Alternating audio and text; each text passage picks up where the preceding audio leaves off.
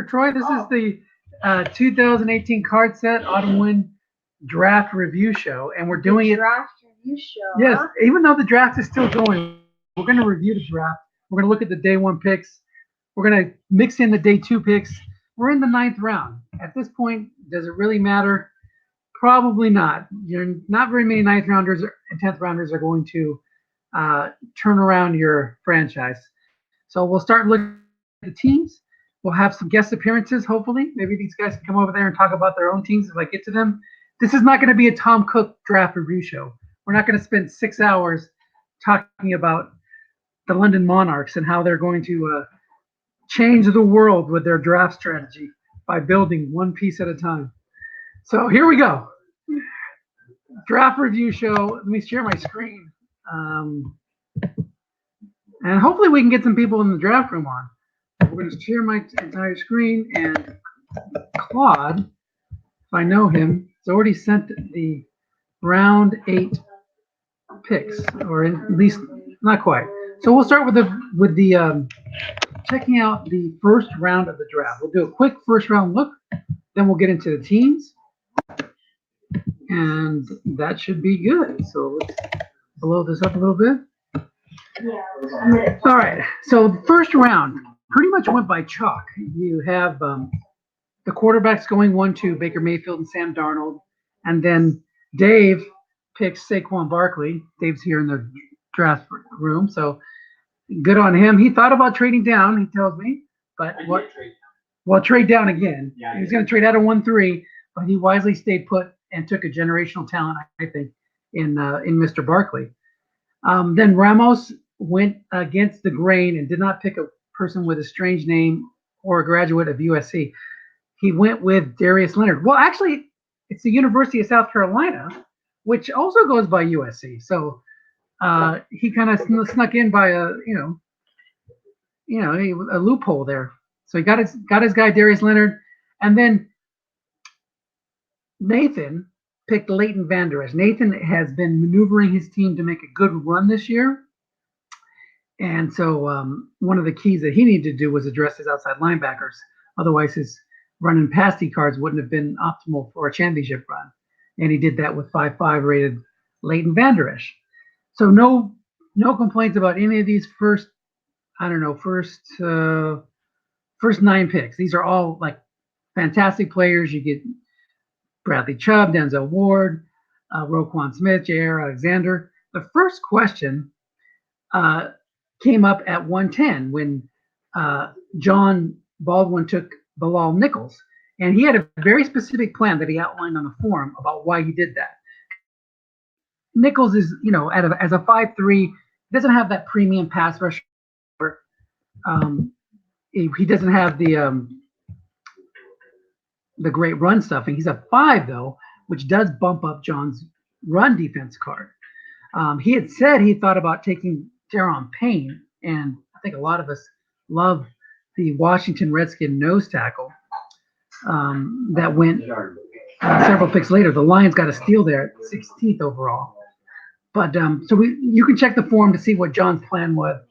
And then Neil was very happy to see Derwin James on the board at 111 because he would have been a top 5 pick or top 6 pick if he wouldn't have gotten hurt. But this is, we got these guys for their whole career, so there's nothing wrong with taking them and just waiting on them to come back from their injury. And he should be a premium player going forward. Then Malik Hooker by the Browns. You saw his week 1 interception. Just a fantastic player. Great play there. Douglas goes with, I think, maybe a little early for Levi Wallace, but that's only because he lacks that draft pedigree. He comes in as an older player. Played in the Canadian Football League. And we've seen guys have really good success doing that for their first few years. Guys like Brandon Browner, for example. But he might be the kind of player that doesn't just get a few years worth of ratings because he's gotten great scores on PFF, and he seems to be fitting in there for the Bills, and they have a great defense. They're going to have some guys that get higher ratings than you might expect. Check my broadcast here, see if anybody else is here. We got Nathan. We're going to add him to the stream. Nathan, feel free to chime in here. Just going through the first round, and then I'm going to hit the teams. And uh, anybody else that feels like jumping in here, if you guys want to jump in here and give your opinions, please do so. Hamilton picked Deshaun Hand at 14 overall. Nothing wrong with that, but I don't see how you can justify taking him over Deron Payne. That's the big question mark there. But some of these guys, maybe they start off having great ratings and looking great, and maybe things change around. Hand is a great player, no doubt about it. But I think that unless you're it's against your religion to play a 3-4, you got to go with Payne there, right?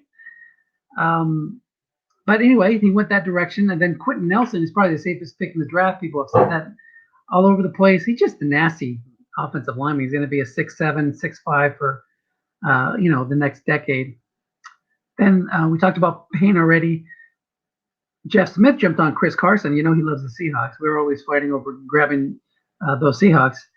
And if he had slipped down to my spot at 26, I definitely would have snapped him up.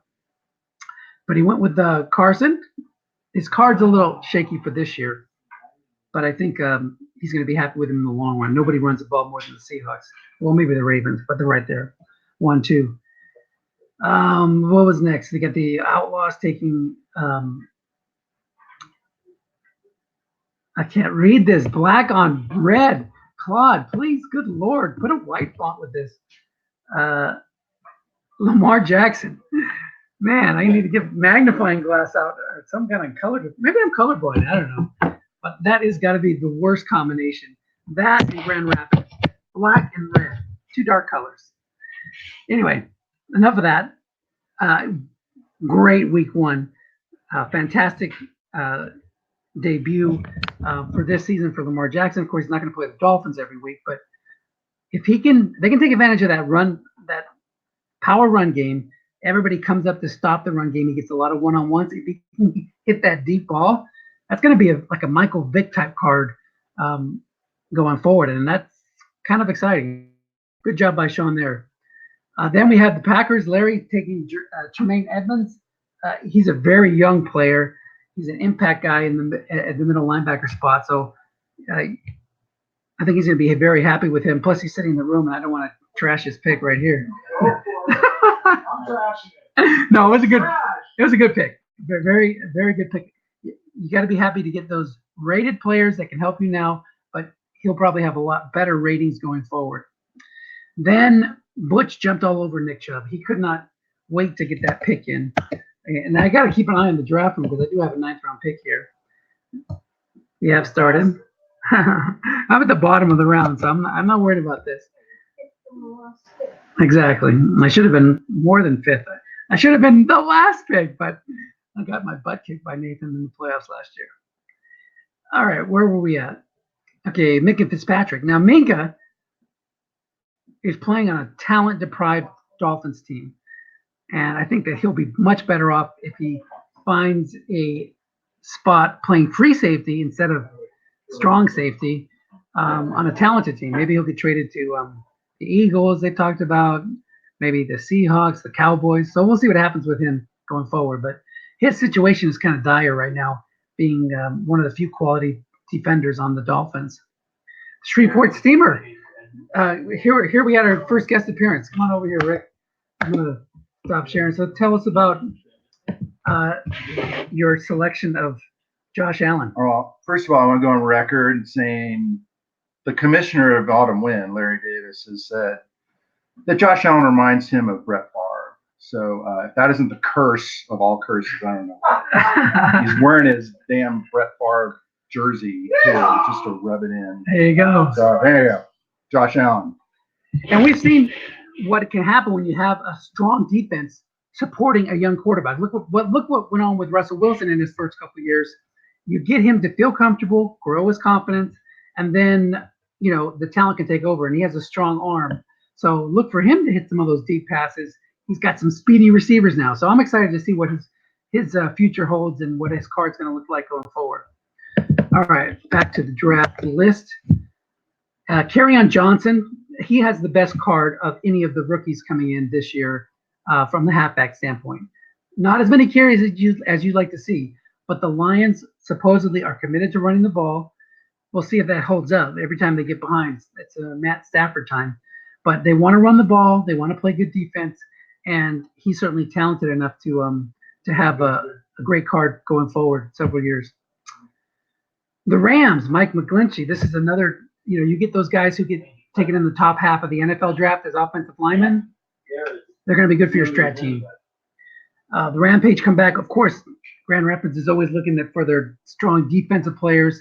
Jesse Bates, I think he's, a solid player. He'll be a 5 or a 6 for quite a few years, so I like that pick a lot.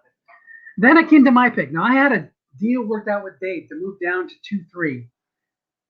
I just couldn't pull the trigger. I didn't want to lose out on Lindsey. He's got a strong card, and I was worried about Paul taking one of these guys, either Lindsey or Edwards or Sony Michel. But Lindsey's card was so good, I just went ahead and took the plunge and grabbed him. Now I could have, if I would have traded down with him, I would have gotten a 5th round pick, and I would have taken Will Disley there. I still wound up getting him at in the 6th round of this draft, so maybe I didn't totally lose out, but I would have liked to have gotten another decent player in the 6th round, maybe that Bradley Bozeman that went later on. So that takes us to 127, and Justin Reed, the 3rd pick of the 1st round by the Panthers. They picked up Roquan Smith, Quentin Nelson, and Justin Reed. That's a nice foundation to build around. Philly came in with Fred Warner, solid middle linebacker. Jonathan Allen, I thought that was a steal. Now, I know he's hurt now, but that was a steal at 129 because he's the type of player that can anchor your defense. 4.8 this year, still usable, and he just pops off the screen in the highlights that I saw of him. And as the Redskins get more talent around him, hopefully that'll bode well. Now, this is at 130, the last pick of the 1st round. Houston made their big trade, sending away Lamar Miller and a 2nd and a 3rd next year to get this pick. Gus Edwards' card was the icing on the cake, was the missing piece in his championship run. Nathan, do you have a microphone and you want to talk a little bit about your pick, or are you just observing today? All right, we don't hear Nathan, so maybe he'll be able to join us later on. But he was able to grab probably the most impactful card. And I said Kerryon Johnson had the best card of the rookies. Edwards doesn't really have a clear shot at the number 1 job. He's going to be a kind of a rotation halfback. So that's what I meant. I mean, his card is better than Kerryon Johnson's. Pretty close, though, because Kerryon Johnson's had the fantastic card. Plus, he can catch the ball a little bit. So, but that's, like I said, Nathan needed that last piece to make his championship push. All right. So let's take a look now if we got those reports from Claude. No. We're going to stick with the 7th round pick. We'll go by the draft report by team. Let me download this. Then we can run through the teams real quick. We have their first 7th round, their top picks in the first seven rounds, and that gives you pretty much a good idea of what the team's going to look like. Just checking on the draft. Right here, we're in round 9. Crosby, Thomas, Dorian O'Daniel, Mark Walton. I like that Mark Walton card. That's a nice little pick there because he's not going to run great because of the penalty we have. But if you get him guessed wrong, if you get somebody in a full house on a 3rd and short, he could be useful. And these other guys, I don't know. They're just guys. You look to see who had snaps in week 1 and try to pick the best guy when they maybe a path to a starting job. When you're in the 9th round, there's no more starters left. All right, so let's go back. Taking a look at the teams. Can you do a draft review show in under an hour? I think we're going to try today. I plan to end this review show when the draft ends, so I have a round and a half to go. But looking at the Colts, Neil Gott, Derwin James, Derek Nottie. Now you think, oh, Nottie's he's stuck behind a great nose tackle there. And he's not going to get a shot at a job. But you know what they're going to do? They're going to slide him over. They're going to start him, at one of the other spots on the line. Not going to worry about taking away Chris Jones's job. Actually, it looks like it's funny how Ourlad's listed, but they're listing 4 defensive linemen, 2 linebackers, and 5 defensive backs. So it just shows you how the NFL is changing. So we'll see. He could easily wind up being listed as a starting defensive end next year, and Alex Okafor could be, the backup. We'll see how they do it. They're playing like a 3-4-4-3 hybrid. But I like that pick. He's big, he's strong. We got Antonio Callaway, who has a great punt return card. He's suspended right now, but he should be back for the Browns, and we'll see how he fits into the receiver pecking order there. And then the last 2 picks, Eric Wilson, nice linebacker there with a chance at a starting job, and Nick Williams. See, I don't think Wilson's starting right now, but I remember the guy who was behind. He wasn't that intimidating. Oh yeah, it's Ben Gedeon. I think he could maybe wind up taking that job someday. We got some drama going on in the draft. So what happened? Somebody got skipped? No. Larry made a joke. With pick 9-11, Paul took a guy from New York. Oh, boom, boom, boom. And he's a cannon. So Trenton Cannon comes into the Chargers draft stable of halfbacks. Paul always is going for the halfbacks and the quarterbacks. Thank goodness we have a rule here that only allows you to have 4 carded quarterback or halfbacks at one time. Otherwise, he'd have like 9 or 10 guys there controlling the market. All right. So now down to Carolina. Let's check our draft. Nobody else has joined us. So I think somebody asked a question. Let's see. Tom wanted to know if it's just today or the entire draft.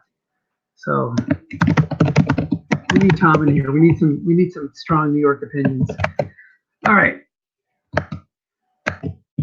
So on to Carolina. Roquan. Now this rebuild is coming along nicely there with 3 first-round picks. Roquan Smith, Quentin Nelson, Justin Reed. Then he follows that up in the second round with how many? Not 1, not 2, not 3, not 4, but 5 second-round picks. So he's got Dallas Goedert, Orlando Brown, Mo Hurst, James Washington, and Terrell Edmonds. That's a lot of young talent to bring into a team. And the 1 pick he has to wait is not. J.C. Jackson really is flashing as a slot corner for the Patriots. And Trey Flowers, I wish he was better. I wish the Bengals targeted him again and again in week 1. As a Seahawks fan, I was like, every time they would throw to that side, I knew it was a completion. It was scary. Hopefully he'll improve, but just not what I was expecting. So let's take a quick look at those Browns here. Let's look at the Panthers. So as those guys fit in, he still is searching for his quarterback. So he's going to be 1 more year of this rebuild before he turns it around, because he's starting an Alex Smith card, which is probably below average for what you expect from Alex Smith. And he doesn't really have an impact halfback. But look at the building blocks he has. Quentin Nelson, Orlando Brown. He's got Maurice Hurst. He's got Laramie Tunzel as the other offensive tackle. Well, he's covered either way. He's got Okafor, Okwara, and Solomon Thomas. Still has some holes at outside linebacker. That can be addressed next year. And the secondary's kind of coming along with Isaiah Oliver starting for Atlanta. Terrell Edmonds is starting for Pittsburgh. Trey Flowers is starting for Seattle. So those guys are some young players. We'll see how this team looks next year. It's going to be 1 more rough season, but look, he's already picked up 2 extra second-round picks, an extra third, 3 extra fourth-round picks. So more and more talent are going to be coming to Carolina coming next year. So well done to the Panthers management. I believe that's Dan. Dan Sur is the Panthers coach, right? Yeah, so good job, Dan. Look, it's looking like things will turn around for you pretty quick. That's usually the case when they think they made a good pick, but they didn't really. Or maybe he doesn't know. Okay, so going down the list, Chicago Bears, Luke Valfume, Sam Darnold was his first round pick. Of course, I'm not sure if he had to trade up to get him or if he did, right? Yeah, so he moved up a little bit to make sure he got him. One spot. So that's not too bad. And if you would have stayed there, would you have taken Darnold? I had a trade to take him that I was seriously considering. I just got a better offer. Got it. So Dave says he would have maybe would have taken him, but the offer was. No, I would not have taken him. Oh, we would not have taken him. I was definitely going to trade to get him out. Got it. He wanted to move down, whether it was for Saquon or somebody else. But the moving down one pick allows him to pick up an asset while still getting the guy he really wanted in Barkley. But Luke's happy. Otherwise, I would have traded down for Nice. Okay, so he's looking at picking up an impact secondary player in the first round. We saw quite a few of those guys go later in that first round. So could have been Derwin James. It could have been Minkah Fitzpatrick. Could have been no, not Minkah because of cornerback in this one. But anyway, regardless, he moved down one. Luke moved up, grabbed his franchise quarterback, and even though he's going to have a little bit of a slow start this year because of the mononucleosis that he was diagnosed with, so which we all know came from Bill Belichick when he sent over Demaryius Thomas. Had him a little vial, dropped it in. It's Operation Pink Pony. So look out for those Patriots. They're spreading their disease throughout the land. Next pick was Mason Cole, possible starting center in round 4. And then Jordan Akins, tight end. Austin Corbett and Marquise Haynes were the picks earlier today. And I don't know who he picked in the 8th and 9th. So, he also got River Craycraft as a punt returner. It seems to me the punt returners lasted a little longer this year. Usually those guys, the LPs are gone by round 6. But people waited on them and then they all zapped them up. I think we're down towards the end, only a few left. We're at pick 916 or 917.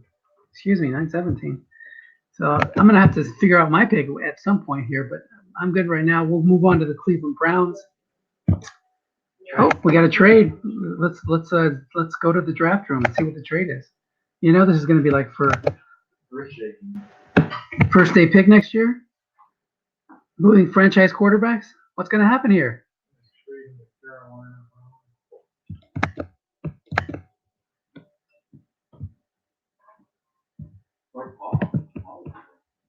So, got some action going on.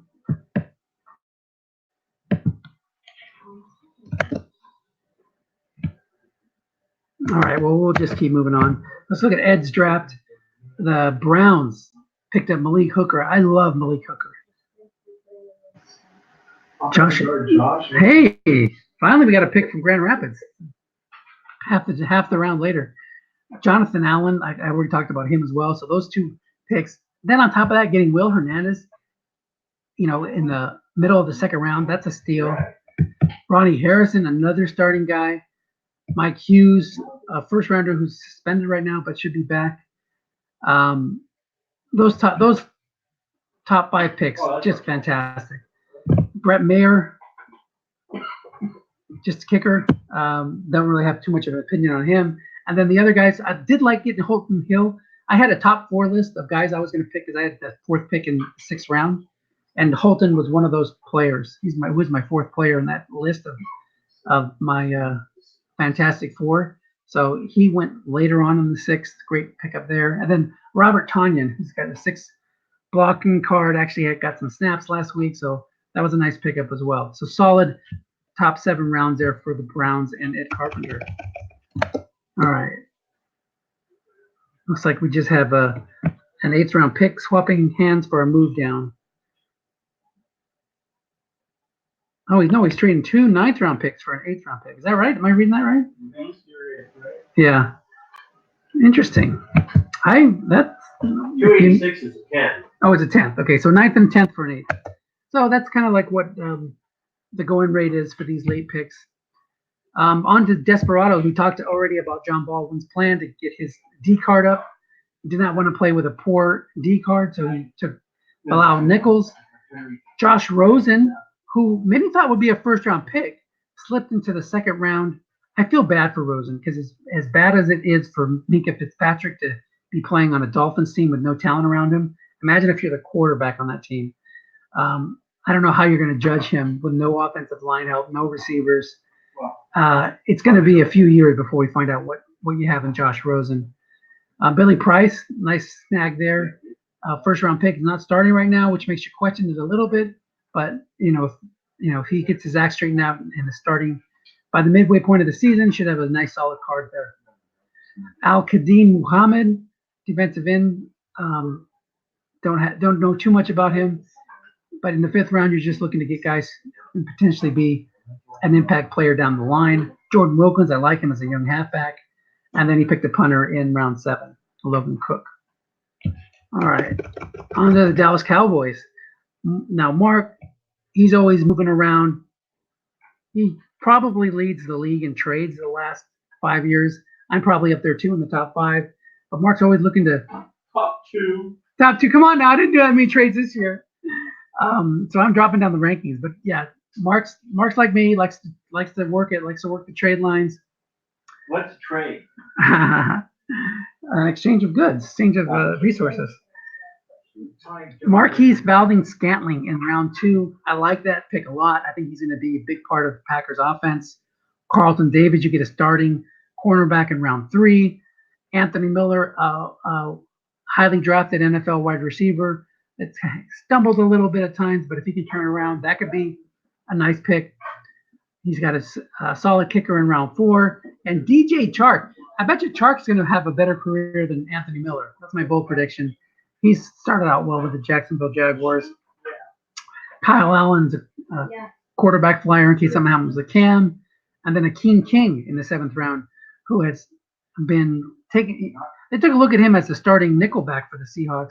They did sign Jamar Taylor, so I'm not sure how that will shake out. We'll see who winds up with that slot corner job. But the slot corner job for Pete Carroll's defense has been good. We've seen Justin Coleman get some good ratings. So who knows what will happen with that going forward. All right, let's see how far away. I'm 1, 2, 3, 4, 5, 6 picks away. So I may have to jump off here and just not jump off, but put you on pause for a little bit. But let's take a quick look at the Lions. I think we can get them in. Steele, Jerome Payne at pick 16. I like that a lot. Dante Jackson's a cornerback with a lot of speed for the Panthers. I love Harold Landry. I think that's a great pick too, late in the 2nd round. It's Tim's birthday tomorrow. Tell Tim happy birthday early. And I wouldn't know when anybody's birthday was, unless it was for these Facebook reminders. That's the only thing Facebook is good for. Stay off of it. But it will make sure that you don't forget your wife's anniversary or your anniversary or your kids' birthdays or anything. Yeah, hopefully those are the same. Yeah, exactly. Unless you live in Utah or something. But okay, so the Lions back there. Harold Landry, great job. They're not going to get a lot of outside linebackers in these sets with good pass defense. I think he's got the potential to do so. Dante Pettis should be involved there in that's the San Francisco guy, right? Not the Indy guy. I don't really have much good or bad to say about Pettis, but I think that's the right spot for him. He's got a starting job.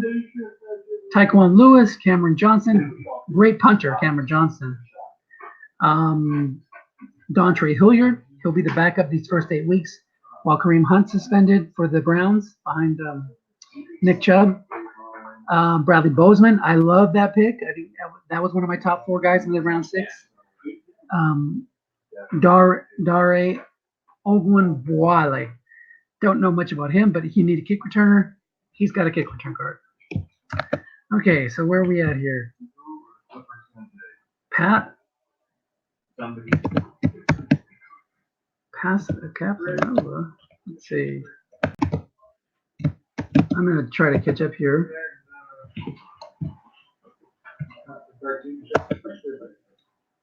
Well, I'm still a few picks away, so we're good. No. I don't think you want to see me updating my draft list. Probably a little boring. Maybe I should though. This is where I need like an assistant to take over for a little bit. Come on, Nathan. Turn your mic on.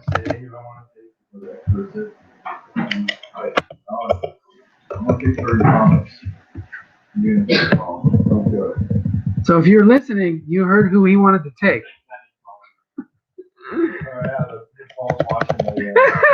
No, he's not in the broadcast. So you're safe. 3 reports on the clock. He's going to take the guy you wanted to. Okay, so this is what you get with a draft thing going on during the show. I'm going to update my draft list. So we're going to take a quick break while Seattle catches up on who went in round 9 so that I can make sure I'm good. So we got Andre Smith.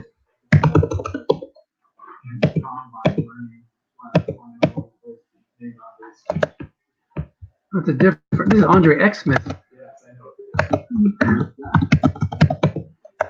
Casanova, great name. Wadman.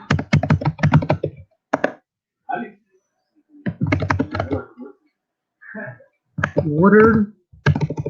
So as I read it, sure this is exciting viewing as I catch up and cross all these guys off my list.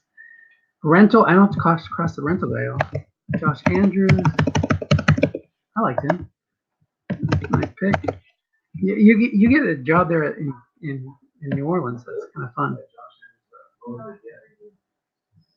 Houston Carson.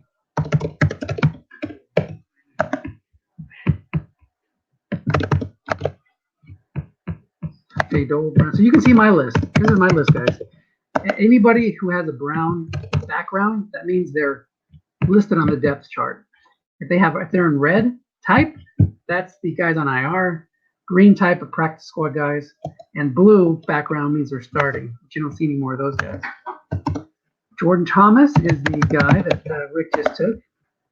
Now he's on the injured list, but great pick there. He went in the 5th round of the Somifa draft. So, Fatal.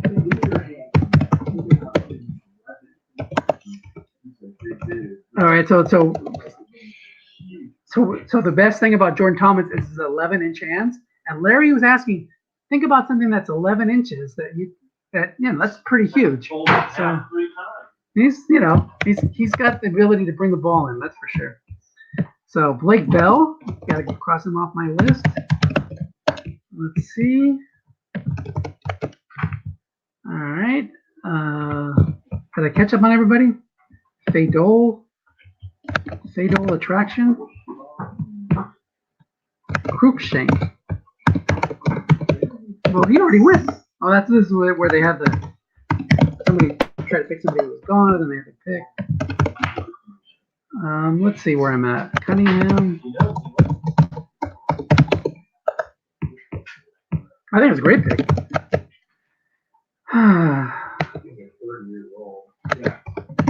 Walton.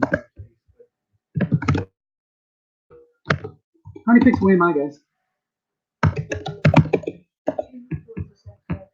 St. Louis, Grand Rapids, you. Okay. Houston, Philly, Chicago, I like it. All right. Chad. More Chads. There he is, Chad Thomas. Get rid of him. Well, I like those names that are unique. There's not a lot of Tyrells in this draft. Taquan. Get rid of him. And Yeah.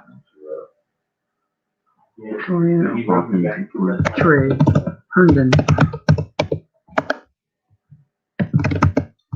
He got a couple snaps last week.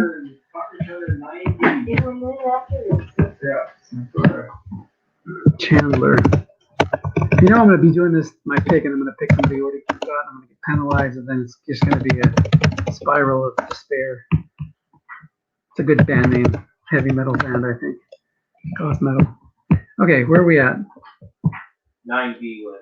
All right, I'm up next. Okay, so I think we're good because I'm going to pick a punter here if he's still available. Nobody picked Trevor Daniel yet, right? Okay, so that's going to be my pick. Then we can go back to the draft room and type it in now. Hopefully I don't get sniped.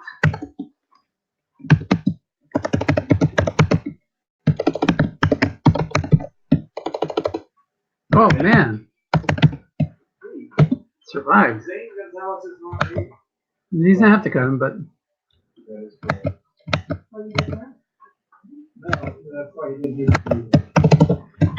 all right, so we're ready to go as soon as the pick comes up. Now back to the draft.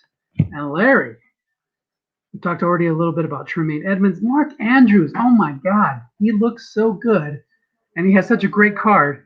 How did he slip out of the first round? I love that pick. That's probably that I would have loved to.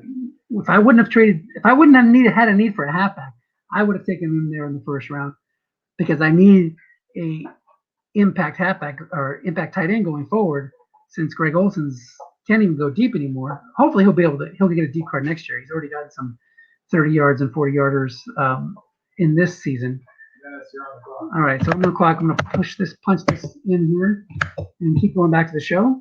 So anyway, I love Mark Andrews. Darius Jennings, he's got the best kick returner card in the set. He's an LK, plus he's also playing a little receiver.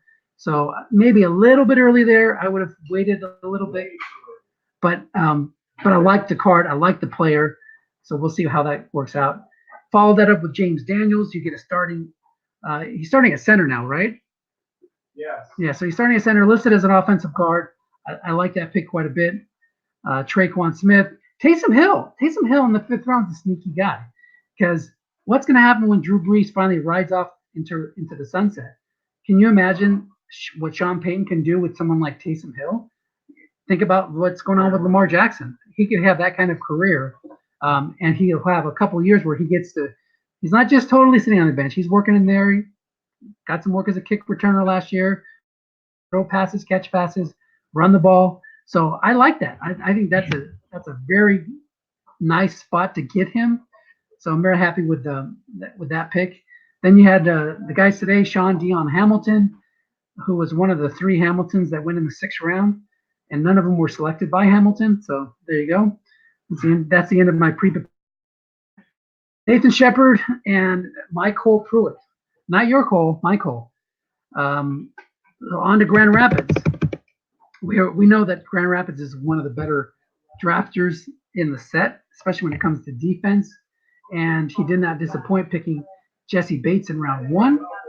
Chris Herndon, I like him quite a bit. He was my second tight end after Mark Andrews. He suspended the first 4 games. But once he comes back, he should be good to go. Yeah. And Poona Ford, Tom mentioned on the Sanifa show that he didn't watch any tape on Poona Ford. Man, Poona Ford jumps out when I watch Seahawks games. He's kind of like a fire plug. He's a little shorter than you normally would like for a nose tackle, but he's got long reach. He's got good moves to break free of blockers, and he's even got a little bit of pass rush. So I like him quite a bit. I think that's a nice spot to get him. I'm not as big on that Nyheim Hines. I don't, he doesn't really excite me too much. I don't think he'll get a lot of work behind Marlon Mack.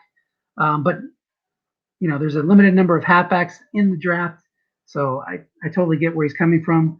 Anthony Everett is a guy that was just outside my top 4 for this 6th round entering day 2.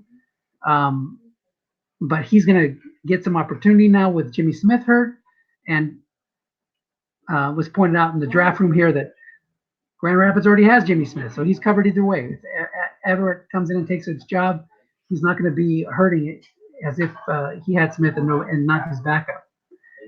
Corey Thompson, G. Will Davis, solid 7th round picks. We move on to the Hamilton Tiger Cats.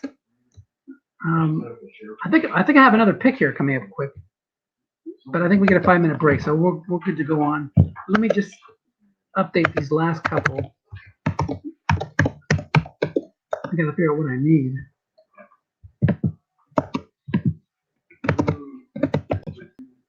Is it Frisker or Frisker?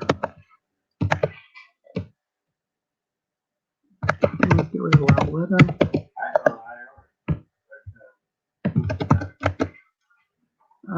Trevor Daniel. Already took care of him. Dawson. So, okay. All right, so I got to see Isaiah Johnson.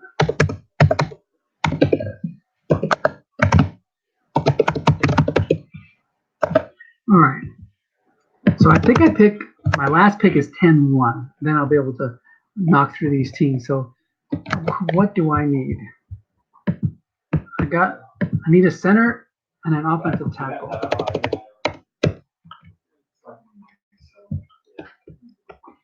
But that if those injury IR guys can come back in like week 7 or 8 and sign with another team after they're healthy. So, okay, so I need a center and an offensive tackle. Let's see who's available. Gotta watch out for those minimums. Otherwise, I might take somebody else that.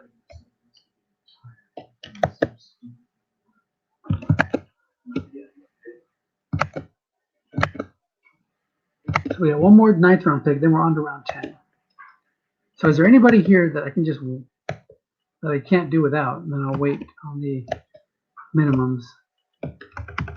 Could go for another guy like Anthony Auclair. He's got 37 snaps last week as a blocker. From Canada. Oh, yeah, those Canadian tight ends. Luke Wilson, he didn't work out too good for me in other leagues, but Anthony. Mark Anthony.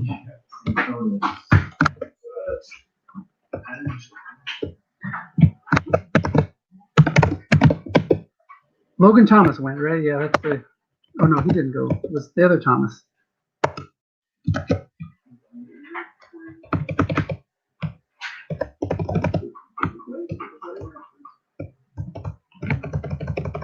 Like Bodeger? I need a guard. No, I need a center. Yeah, there's centers in this draft. Not that great.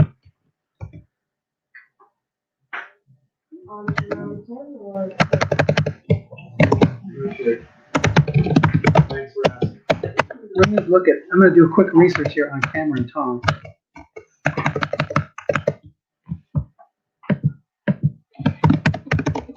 Those guys always worry me when they have their first name as their last name.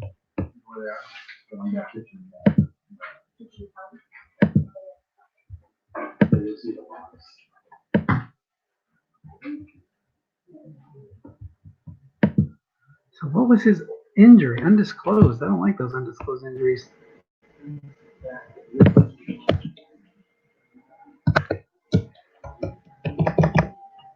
So New Orleans had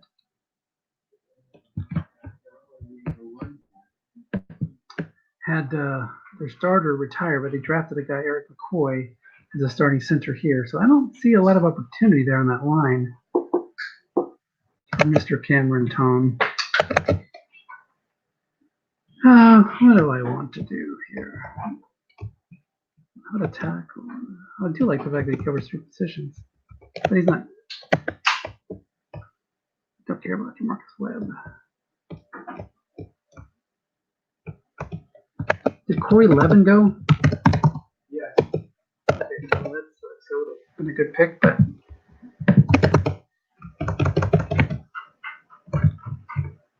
maybe somebody will cut somebody interesting at center or offensive tackle because the guys that are there just don't excite me at all.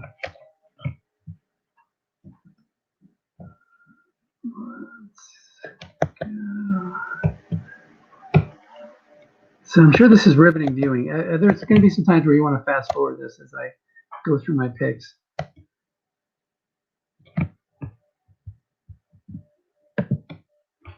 I didn't need a guard. That would have been a good pick. All right, let's go over to Pro Football Focus. Let's see which one of these Joker tight end blocking backs scored well.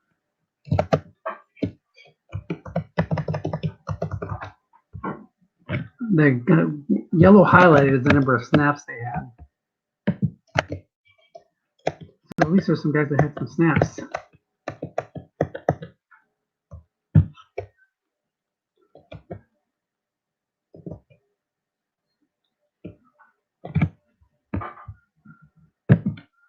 The other thing I could do, that's not gonna work either.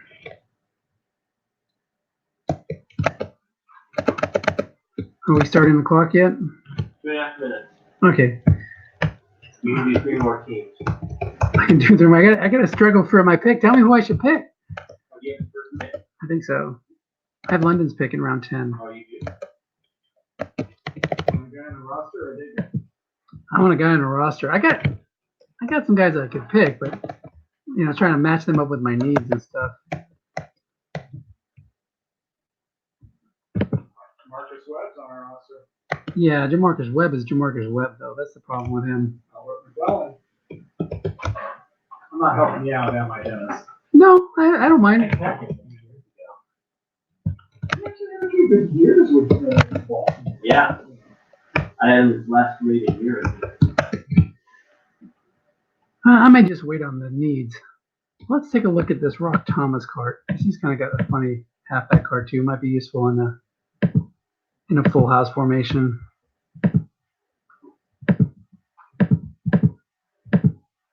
Where did Rock play? He's a fullback, right? Oh, no, halfback. Looking like it, maybe.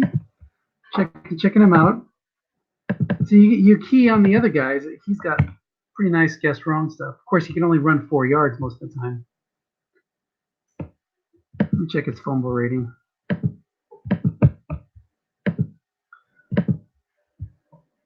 This is the risk you have when you do a draft in show.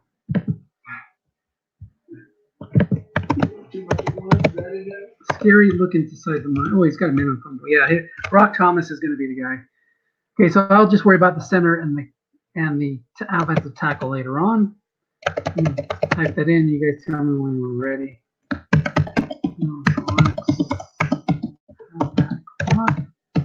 Now he's not on a roster, but he could be useful this year.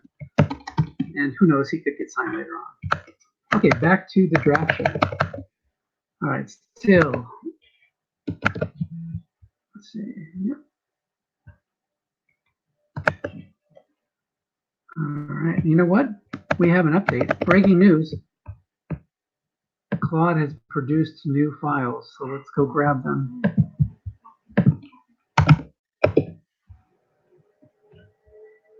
After round 9, lovely. So we want the by team. All right, so let's get the draft going. Give me Mr. Rock. So you see how my mind works. I'm always thinking about this year more than the future. That's the reason why I have so many old / dead guys on my roster. But that's the way it goes. Flags fly forever. I think Nathan's team this year is just stacked. Thankfully, he's in the other conference. Even my own division is tough. I'll be lucky to win the division. I've got like 3 or 4 teams in there, 3 at least, that look like strong playoff contenders. So we'll see how it goes. So where did I leave off? Who did we cover last? We were on Hamilton. So let's close this one up. And over here, now we have the picks all the way through round 9. So Deshaun Hand, again, I would have much preferred to, because I'm sure he's playing a 4-3, and he already had a defensive tackle. So that's why he went to Deshaun Hand instead of going to the 5 nose tackle. But you know what? You take the 5 nose tackle, you trade off the other defensive tackle you get for an inside linebacker or help somewhere else, and then you have an impact guy I think was going to have a better career than Hand. Although, what do all of us know? Not much. So Christian Kirk, I love that card. That's a great. Again, I'm always thinking about that Christian Kirk card is great, and now they have a quarterback there in Kyler Murray that should bring out the best in Christian Kirk. And Larry Fitzgerald can't play forever. I don't know, Larry. You still have Larry Fitzgerald, right?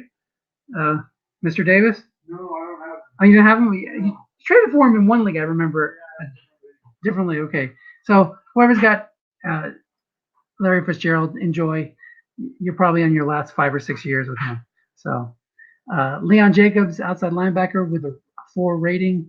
Don't know much about him. Royce Freeman, I like that pick. I wanted to get him to cover my Philip Lindsay because they've been talking about giving him a lot more opportunities this season. So we'll see. Nick Mullins, he's you know, he did well in Shanahan's off in Kyle Shanahan's offense last year. Some said there's really not that much difference between Mullins and Garoppolo. That's some of the stuff I've read. I don't know how true that is, but it's a nice kind of Cody Kessler type card where you get a backup quarterback that you can do your things. Marvin Hall, Tyler Lancaster. I like Matt Wiley as a punter. I just wish he wasn't cut by the Vikings. I would have taken him over the guy I took, Trevor Daniel, if he was still on the roster. Joe Jones, decent linebacker flyer. Onto the Texans. Like I said, Nathan's got a very specific plan. He's got 2 impact cards in Leighton Vander Esch, who's great long term, and Gus Edwards, who may or may not be great long term. And then after that, 7th, 8th, and 9th, he's just filling in minimums, trying to get a backup quarterback, a kick returner, punt returner. So that's Nathan's draft, but his team is really strong. If you get a chance after the draft, check out the Houston Texans roster, and you'll see probably one of the favorites for the Super Bowl and Autumn Wind. Paul and his Los Angeles Chargers did not have a first and second round pick, but he picked up Daniel Carlson, a strong kicker in round 3. Ronald Jones, he looks like a good bounce back candidate in round 4. Chad Kelly in round 5. Swag Kelly, he might be in the mix in Indianapolis now that Andrew Luck's retired. Zach Pascal, who's got a strong return card. Greg Stroman, Jalen Holmes, Trent Cannon. Like I said, Paul's always picking those halfbacks, and it wouldn't surprise me if Cannon had a kind of a fun, usable card next year, depending on what happens with Le'Veon Bell's health. All right, on to then Andre Smith and Zaire Franklin. Nothing, I could again just fill in the minimums and getting your linebackers covered. The Rams, Bradley Chubb. That is a fantastic pick in round 1. I like Calvin Ridley as well. Kamoko Toure. He's one of those guys that graded really strong in PFF. Let's take a look. So you get him in round 3. Oh, no, he didn't. Oh, he did score good, but in limited snaps. So look at that. 95 overall in 23 snaps. Watch that situation. If Toure, let's take a look at the depth chart.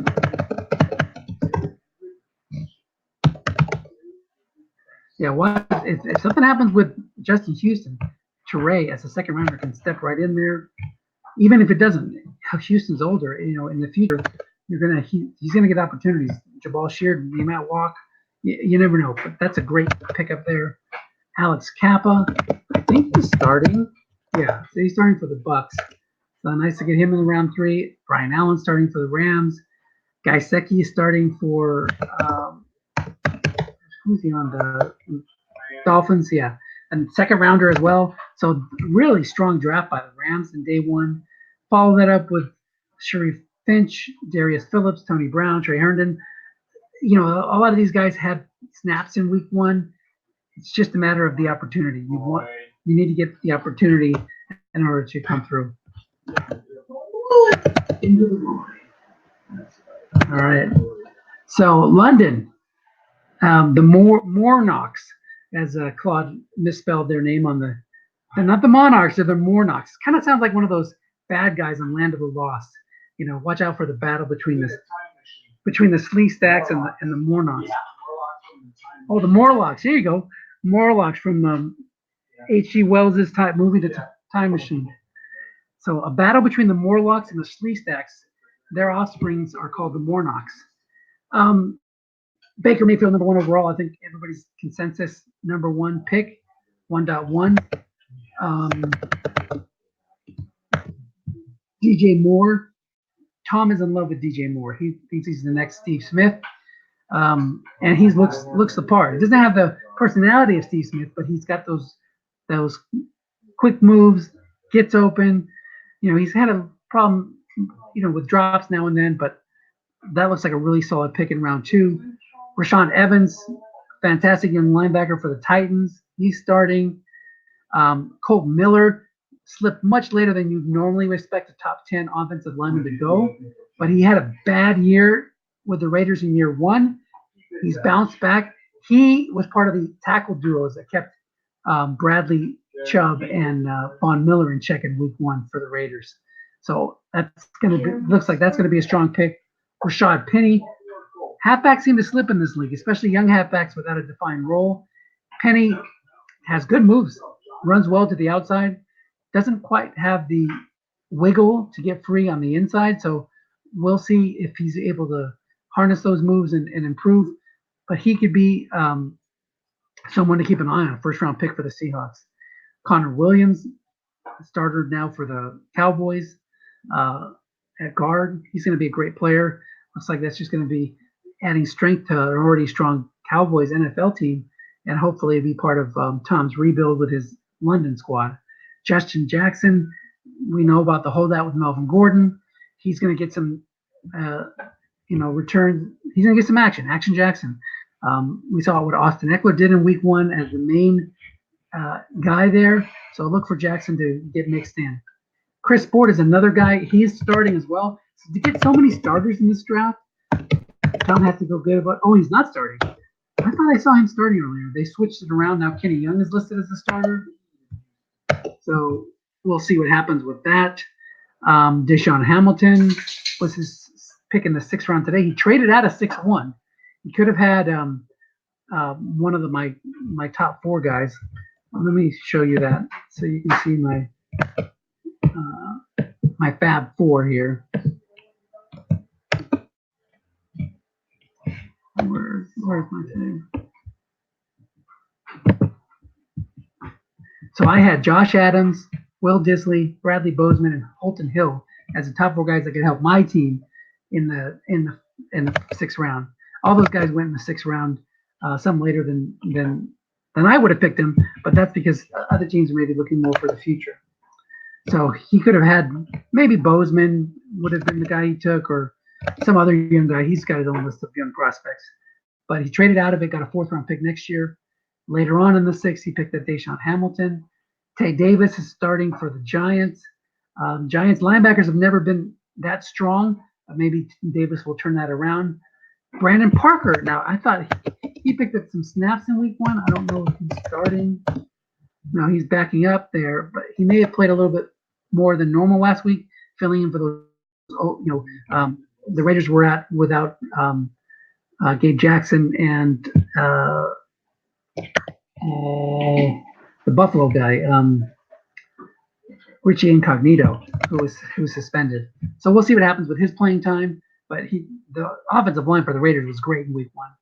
Jake Martin, the Seahawk who got traded to the Texans in the Jadeveon Clowney deal, he's backing up right now, but I could easily see him, as he gets familiar with the system, become a starter there for a few seasons. Michigan Panthers, they picked up Minkah Fitzpatrick. Mick's always one of those guys that if you have a college player that went to Michigan, Michigan State, Central Michigan, he sees those guys and keeps an eye on them more than a normal non-college football fan would. I'm sure he loves getting Minkah Fitzpatrick, seeing him play. Minkah went to Alabama, so involved in a lot of those Ohio State, Alabama games and Michigan, Alabama. And they're on TV all the time. I know he mentioned before that he loved Minkah Fitzpatrick. I bet you he's hoping for a trade to a stronger team to take some of the pressure off Minkah so he could perform and not have to play out of position. Michael Gallup talked up a lot in the preseason as a up-and-coming Dallas wide receiver. Somebody's got to catch balls opposite Amari Cooper, and he's got that competitive nature you like to see in a receiver. Jalen Samuels, somebody who played well in spurts for the Steelers with Le'Veon Bell out of the way. He seems to be the primary backup to James Conner. Ito Smith, same thing with him, picking up as the backup to what's his name? Who's the Freeman, right? Who's the Falcons running back? Devontae Freeman. So he's backing him up now that the other guys moved on to Tevin Coleman's moved on to San Francisco. And Harrison Phillips, Trent Scott's a starter there, so that's a nice pickup. Breland Speaks, I love that pick. He was going to be my 7th round pick. You can stash him on IR. He's hurt in the NFL, but he should come back. I think he's a 2nd round pick. So that's another guy to keep an eye on. you want to get those guys in the later half of day two if you can to just they come back. It's like getting an extra pick in a few years when they reappear. And then he picked a kick returner and a punter. Montreal, Claude, going to be one of my division rivals this year. Oh no, I think at the Saints. Let me check real quick. I think Claude's in my conference. It's always neat with the way Autumn Wind does it. You get new division guys every year. So no, I have Claude and Gene, who look like strong playoff teams. Jim as well looks like a strong playoff team, and then Luke. So that it's got to be the strongest conference. That's the group of death in the National Conference, the Hallis division. So Claude strengthened his team with Jair Alexander. I would have taken him over Denzel Ward. I think he's just that good of a player. Frank Ragnow, B.J. Hill, Jerome Baker, all these guys look like they're going to be strong starters either now or in the near future. Kalen Ballage was listed as a starter for the Dolphins. Kute, he might get bumped down now though with Kenny Stills there, but he's in the mix with Will Fuller and DeAndre Hopkins. Rasheem Green played great for the Seahawks last week. Who knows if he'll be able to keep the starting job over Ezekiel Anza, but I think that's a nice spot to get him. Bobo Wilson, the number 3 kick returner in the set, and Jermaine Whitehead. So I like all the picks by Claude. I think he really strengthened his team with getting Jair Alexander, and keep an eye on Ragnow will shift over. He's strong, but to keep an eye on B.J. Hill and Jerome Baker. Those guys, let me see. Don't think they're starting now. No, B.J. Hill is starting now for the Giants. So that's good. And you have to wait on him. And Jerome Baker, he's also starting. So there you go. You get, 5 starters in your first 5 picks. Rock and roll. Patriots, Jeff.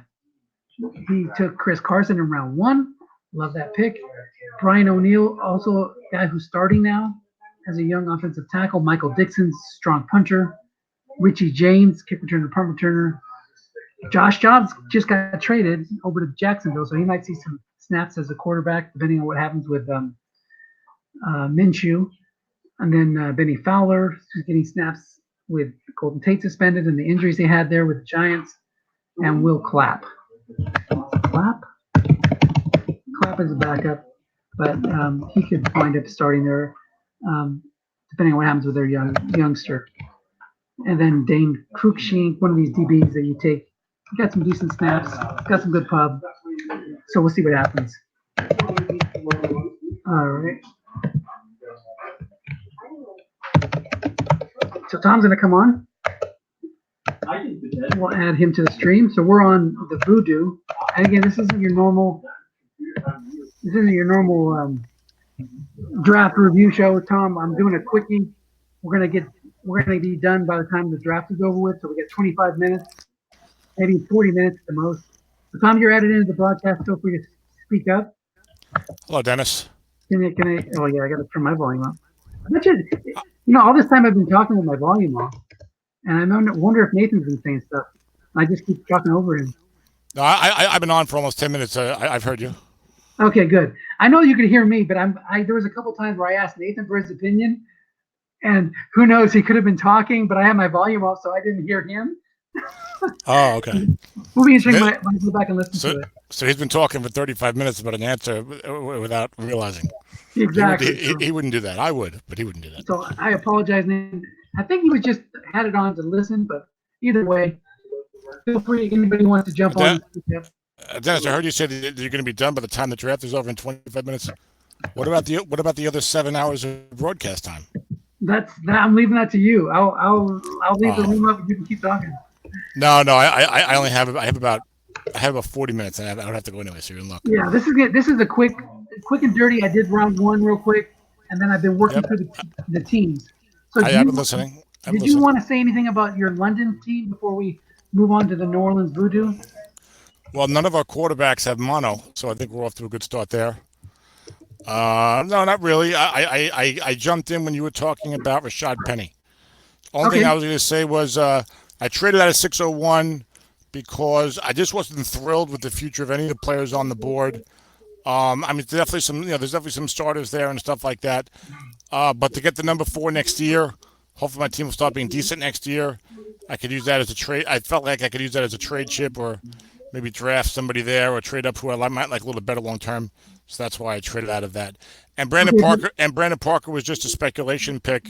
He's a young offensive tackle who was drafted in the 3rd round. So even though they have 2 good tackles ahead of him, maybe down the road, his contract expires in 2 years. Maybe get a starting gig somewhere. So it's a 7th round. Hoping long term to get some better value out of it than I would have got at number 7. So if you would have been forced to take a pick at 6-1, who would have been your pick? If I was forced to take a pick, Mm-hmm. if Larry and Claude held me hostage and said you must select someone, Yes. I think I was looking at Travarius Ward for Kansas City, who's just starting at corner, and Deshaun Hamilton for Denver. I would have gone for the defensive player, the corner, especially my secondary is not great and double counting, and Hamilton's not a bad player, but he's never going to be, probably not likely to ever be a really good strap player, and they already have good receivers, and the defense is more important, of course, in this league anyway. So Travarius Ward probably would have been my 601. I like the Josh Adams score, but I'm not going for the year, so I couldn't really use it. Right, yeah. That's who I wanted to get at 6-4 to help with the season, but I knew he would. When you put that email out there, I knew that would tempt somebody to jump up, because there's a lot of guys with only like 1 or 2 halfbacks that need that second back to take the pressure off their starter.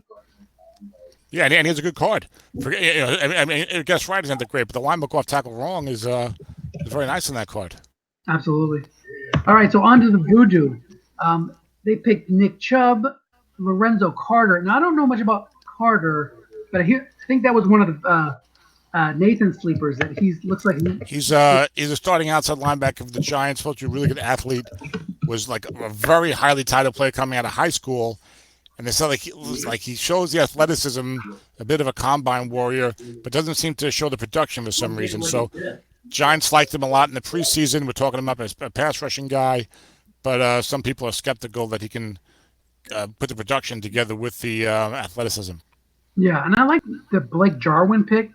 That in the 4th round, you're trying to get a tight end with a card that can help you, and he can go deep. He's got a decent, straight run blocking card as a tight end, a 5, and a 4-2 as a blocking back. Yeah, I thought he had. This was not a great set. You and I have talked about not a great set for tight end blocking backs this year, and I thought he was a pretty decent one to get for the year. You can play blocking back with him. A lot of blocking backs just aren't that great this year. At least he has a number on the pass block. Yeah, it definitely seems to be Strat's way of pushing us towards 3 wide as our standard offenses instead of playing the old school blocking back halfback. Yeah, maybe making the blocking backs more like in the NFL, where like a lot of those guys, all they can do is like block. Really, they really run out when they line a guy up in the backfield in the blocking back. He's really not a receiver much of the time. Yeah, the broadcast is always so much better when you have somebody to go back and forth with. So thanks for joining me. It is. I like being the number 2 guy, Dennis. So I'm in your role. We're switching places. It's your show, and you jump to me when you want some feedback. I like that. That's nice. Perfect. So the Saints are the next team up on my quick recap list. They picked up. They didn't have any 1st round, 2nd round, or 3rd round picks, so they went for trading for veterans or trying to shore up areas of need on their team in other ways. But they did take the guy you were looking at in the 6th round, Travarius Ward. Yes. And I like the 7th round pick of Josh Sweat. I think he's going to be one of those guys you look at a year or 2 down the line, and he winds up being like a 0-9 or a 4-9 kind of starter. What do you think about Josh Sweat? He's got some ability. It's interesting. A couple of the guys in the Eagles, I think Lynn Johnson and one of the defensive guys who's a veteran, maybe Fletcher Cox, were talking him up a little bit. I get the feeling they were trying to bump up his confidence. Nice. So he's got some athletic ability. I'm not a huge fan, but look, you get to look. Anybody in day 2 has any kind of ability. You're like, okay, this guy's got a chance to do something. It's a great organization, obviously, in Philly, so that's not a bad pick. I like Travarius Ward. I think he could hang as a pretty solid starter for a while. And in this league, with the current rules, if you get a guy who's a boundary corner 4, that has value, as you know, Dennis, because you're one of those guys who had to hunt for those guys, right? Yeah, absolutely. and especially with the way the rules have changed, they're even more valuable. That's what I'm saying. Yes, I'm saying. Yeah, and I like how Claude puts the colleges, because then when you do the broadcast, you give like Jarvis Ward from Middle Tennessee State. I like that. I like that. As somebody who doesn't watch college football, that is helpful. But let's go to, speaking of cornerbacks and the impact they have and the more valuable they are, let's go to the Jets, because they wound up picking Levi Wallace 13th overall. Jets, Jets. I'm sure they were hoping for Jair Alexander to slip to them, but when he was gone and Denzel Ward, of course, was gone, they went to Levi Wallace, who's a little bit older, CFL player. What are your thoughts on Levi? Interesting. I got an email from someone, I think it was Paul Power, a couple months ago, asking me what I thought about Levi, because I forget what Paul was drafting. He was considering taking him with the first round, and my feeling was, like, Levi had played well last year. He got good write-ups, but it was only in 415 snaps. Okay, so you get a guy who's a little older for a prospect. He's a 5, but it's based on only 415 snaps. I worry about whether or not he's going to be able to replicate that. He did hold off some talented players for the starting job, is my understanding. If you draft a guy like him, you better be having a good team for the year, I would say. So I don't know what Doug Riley's club looks like this year. I would have. He's not the type of player that usually fits my profile, Dennis. So Right. I would be concerned about him being able to replicate that, even though he has good write-ups. I mean, like I told you this once. I told you this recently, Dennis. It's something I thought of a few months ago. It's like if I'm drafting a corner 5 in the first round or a safety 5 in the first round, one question I'm asking myself is this: if the guy was only a 4, would I still draft him anywhere near the first round? And now in Jair Alexander's case, you would say, yeah, right? Like Minka Fitzpatrick, right? You're going to draft him somewhere late in the first round or early second round if Alexander had only been a 4. Maybe Malik Hooker's, you might say the same thing, right? If he's only a 4, I'm going to still draft him late first round, early second round. If Levi Wallace is only a 4, he wouldn't even be a top 60 pick in this league. So that's something I think about sometimes when you're drafting some of these corner 5s. But some of the UFAs can come through. I'm not an anti-UFA guy. Right. Malcolm Butler was a guy that I liked and drafted highly in the other league, as you know, Dennis. Right. So we'll see what happens. The write-ups were good. Let's see if he can earn it. As you know, Brandon Brown did a good job for a few years with Seattle coming from the CFL, so it's not unheard of. Right. And his career span may be a little bit shorter, but he can still be impactful for a few years. Now, if you think Levi was a little bit overdrafted, some of these other picks he's gotten, I thought were steals. Sony Michel in round 2, that's a great pick.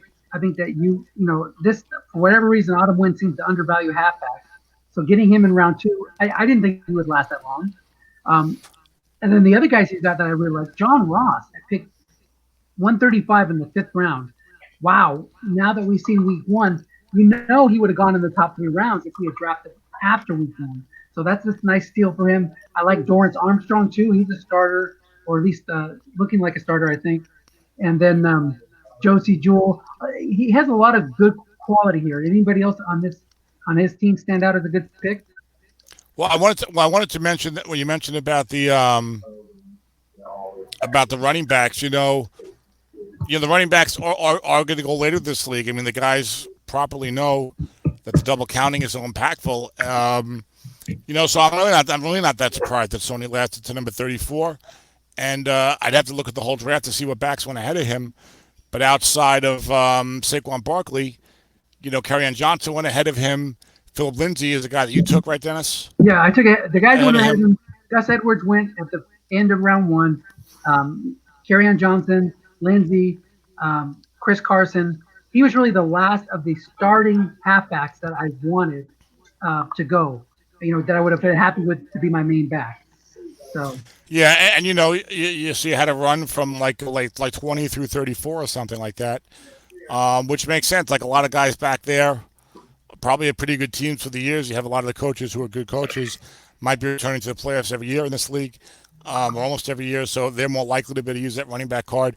And then also once you get into the second round, even if it's double counting, so we know the defense is king, but once you're in the second round, everyone's like, oh, yeah, I'll take a running back in the second round, absolutely. Even if Chris Carson, maybe his card is not as good as you'd like. I forget exactly where he went in this league. He went 116. Okay, okay. But whoever it is, once you get late first round, early second round, guys don't mind taking a running back.